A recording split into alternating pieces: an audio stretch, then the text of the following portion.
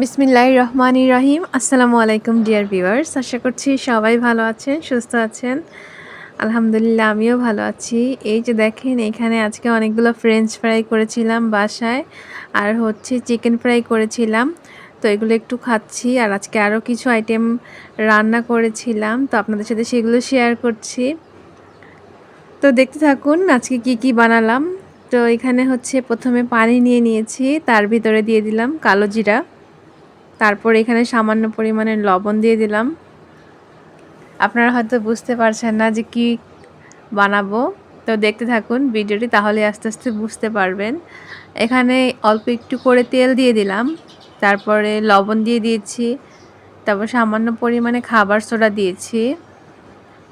তো এগুলো হচ্ছে সবগুলো উপকরণ আপনারা ভালোভাবে মিশিয়ে নেবেন। আর কালো জিরা কিন্তু অনেক উপকারী, তো আপনারা বেশিরভাগ খাবারে হচ্ছে কালো জিরাটা ব্যবহার করবেন। তো দেখেন এখানে আমি হচ্ছে আজকে এগুলো আটা দিয়েছিলাম, আপনারা চাইলে এখানে ময়দাও ব্যবহার করতে পারেন। আপনাদের হাতের কাছে যেটা আছে আপনারা সেটা দিয়ে কিন্তু এই ডোটা তৈরি করতে পারেন। তো এখানে আমি আটা ব্যবহার করেছিলাম। তো এগুলো সবগুলো উপকরণ আমি হচ্ছে খুব সুন্দরভাবে হাতে মেখে নিচ্ছি। আপনারা একটু তেল দিয়ে হাতটাকে ভালোভাবে মাখিয়ে নেবেন। আর প্রথমে একটু নরম হবে, পরে আস্তে আস্তে একটা পারফেক্ট ডোতে চলে আসবে। আর এটা মাখাতে একটু সময় লাগবে, তো আস্তে আস্তে মাখতে থাকবেন। রুটি বানায় যেভাবে ওরকম হবে ডোটা। আর এগুলো অবশ্যই বেলে নিতে হবে। আপনারা কি বুঝতে পেরেছেন আমি কি রান্না করব আজকে? এই দেখেন, এগুলো দিয়ে হচ্ছে আমি আজকে আপনাদেরকে সিঙ্গারা বানিয়ে দেখাবো, তাও আবার কলিজা সিঙ্গারা। তো এই দেখেন, এখানে কলিজা হচ্ছে আলুর সাথে খুব সুন্দর করে আগে থেকে আমি রান্না করে রেখেছিলাম। তো এই যে দেখেন, একটা রুটিকে 2 ভাগ করে নেবেন।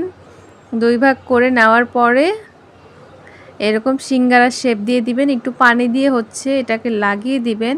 আমরা ঝালমুড়ি মানে ঝালমুড়ি যে খাই ওরকম কোনাক্কা করে হচ্ছে 3 কোনা করে আপনারা হচ্ছে এটাকে হাত দিয়ে আস্তে আস্তে লাগিয়ে দিবেন। আর ভিতরে হচ্ছে পুরটা দিয়ে দিবেন, ওই যে কলিজা আর আলু দিয়ে যে পুরটা আগে থেকে আমি রেডি করে রেখেছিলাম। আর এটাকে পানি দিয়ে আস্তে আস্তে লাগিয়ে দিলাম। তো সিঙ্গারার শেপটা রেডি, এই দেখেন।